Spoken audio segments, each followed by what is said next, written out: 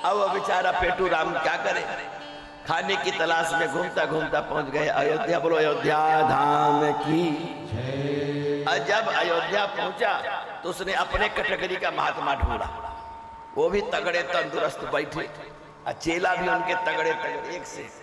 वहीं ठहर गया, महाराज जी सीताराम दंडवत। हाँ बोल भाई कि महाराज यहाँ कुछ काम मिलेगा? कहा यहाँ कोई काम नहीं। कहा भी भोजन मिलेगा? हाँ भोजन मिलेगा। कहा क्या काम है? कहा खाओ पियो आश्रम में रहो। सोचा वाह क्या खेल बन गया भाई। और देखा तो टाप बहुत सुंदर रसोई। अब भैया कई पंगत उठ गई लेकिन वो ना उठी, वहां चकाचक खाया। अब आ गई एकादशी। एकादशी के दिन सुबह से कुछ बना ही नहीं। अब वो बड़ा परेशान भंडारी के पास जाए, कोठारी के पास जाए। अभी तो आज कुछ हमारे नहीं बनेगा क्योंकि आज एकादशी। तो महाराज ने कहा तुम भी रख लो एकादशी आज। कहा महाराज अगर एकादशी रख लिया तो द्वादशी नहीं देख पाएंगे, अर्थात हम मर जाएंगे। अब देखो कथा का सार दोनों कहेंगे, लेकिन महंत ने दिमाग दूसरा लगाया। महंत जी ने कहा उनको इससे मैं फर्क पड़ता है तुम जो या मरो, पर उनको है कि हमारे यहाँ न मरो, पाप करो या थोड़ा दूर से कर जाओ। तो पहले वाली कथा में भिन्नता है। इसमें भगवान परीक्षा ले रहे हैं, इसमें भक्त परीक्षा ले रहा है। पेटू राम कहा कि महाराज हम तो द्वादशी नहीं देख पाएंगे। कहा ठीक है तुम यहाँ से सरजू के उस पार चले जाओ, सरजू के उस पार राशन पानी ले जाओ, पर वही बनाना खाना। कहा ठीक है। ज्यादा राशन दे दिया उसके पेट को देखते हुए, लेकिन कहा एक काम करना भगवान को भोग लगा के खाना। उनको पता है कि एकादशी में थोड़ी भगवान अन्न खाएंगे। अब भगवान को जब पता है कि ये पेटू राम जो खाता है हमें भोग लगाएगा, भगवान पर एकादशी थोड़ी देखे। पर भगवान ने लीला दिखाई। उसने जब भोग बनाया तो कहते सीताराम को बुलाया, सीताराम आइए मेरे राम आइए, मेरे भोजन का भोग लगाइए, मेरे भोजन का भोग लगाइए। सीताराम आइए मेरे राम आइए, मेरे भोजन का भोग लगाइए। अब बना के रखा तो राम सीता आ गए। अब उसने बेचारे ने अपने हिसाब का बनाया था, अब इतनी मोहनी मूर्ति मना नहीं कर पाया। अब वो चकाचक खा के चले गए, थोड़ा मिला बेचारे, बड़ा दुखी। खिलाने का सुख नहीं है, कम खाने का दुख है। स्वयं भगवान प्रसाद पा रहे हैं, लेकिन पेटू राम को लगा ये भगवान है पूरा खा रहे हैं, हमको थोड़ा दिया। अगली एकादशी को फिर वही हाल। कहा गुरुजी कुछ ज्यादा देना, लोग बढ़ गए हैं। तो कहा कितना? कहा 3 खुराक, 2 उनकी एक अपनी। आज जब 3 खुराक दिया तो अगले दिन और सेना बढ़ी। फिर उसने भोग आवाज लगाई तो लक्ष्मण भैया भी आ गए और हनुमान जी महाराज भी आ गए। अब महाराज फिर वही हाल बेचारे का, थोड़ा सा चटनी जैसे मिला, फिर दुखी। कहते अगली एकादशी आई तो कहे महंत जी अब और ज्यादा करते, 5-7 लोगों को ज्यादा बढ़ाया। अब फिर जब ऐसे कहा सीताराम आइए, हनुमान आइए, मेरे भोजन का पूरी सेना आ गई।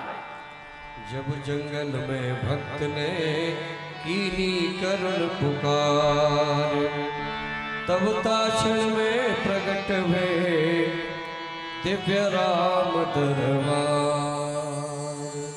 अब जब प्रकट हो गए सब तो एक दिन तो खिला दिया, चलो।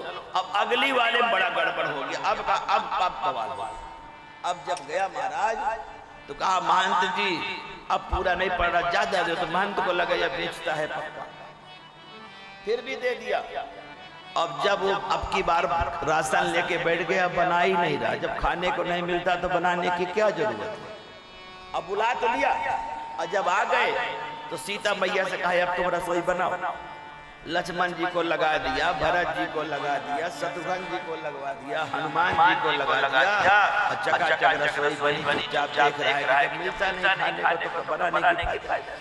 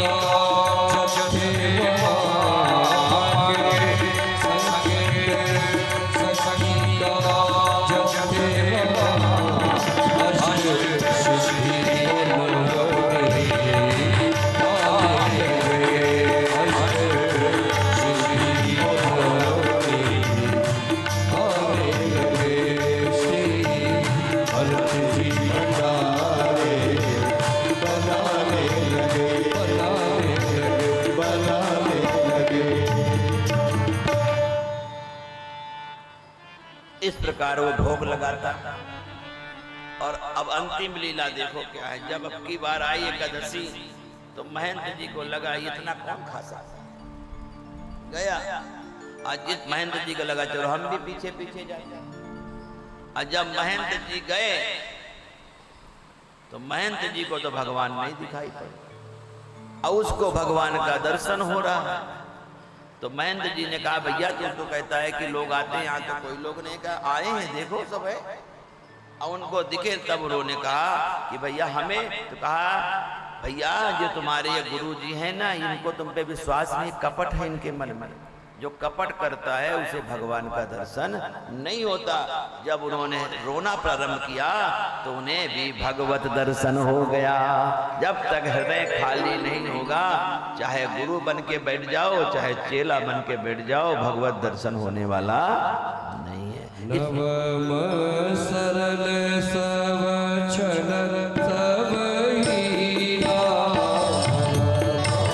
सरल सब छल हीरा, हम भरोस किया सरल हीरा, हम भरोस किया रसूल हीरा। इसलिए दोनों कथाओं में अपने भाव को मजबूत करो। और एकादशी आ रही है, अपनी साधना को गति दो। और एकादशी का भी उसे सही नियम पता क्या है कि केवल फलाहार थोड़ा बहुत करो। अगर भूख न लगे तो वो भी न करो, काम चला लो पानी वानी से। अब एकादशी के दिन भी इतना माल खा लेते हैं, रबड़ी ले, पेड़ा ले, बर्फी ले, फिर एकादशी कहाँ रही हो, तो और चकाचक माल हो। उपवास का मतलब है कि बस उस दिन कुछ ना खाओ, तब तो बढ़िया माना जाता है। लेकिन अब एकादशी में तो और बढ़िया लोग खाते हैं। हम ठाकुर जी का भोग लगा रहे हैं, हमारे वृंदावन की तो एकादशी बड़ी विलक्षण। वृंदावन में तो एकादशी में तो जितना दिन 7 दिन नहीं खाते उतना एकादशी में खा लेते। और वृंदावन में महाराज प्रसाद की बड़ी विलक्षणता है। कोई भी आप कहीं भी चले जाओ तो 1-2 तरकारी सब्जी नहीं मिलेगी जब तक 10-12 न हो। थोड़ी बहुत खुराक वाला तो चाट के रह जाएगा, खा ही नहीं पाएगा, क्योंकि वहां पर 56 भोग की लीला है। तो कहने का मतलब है देखो भाई वहां पर तो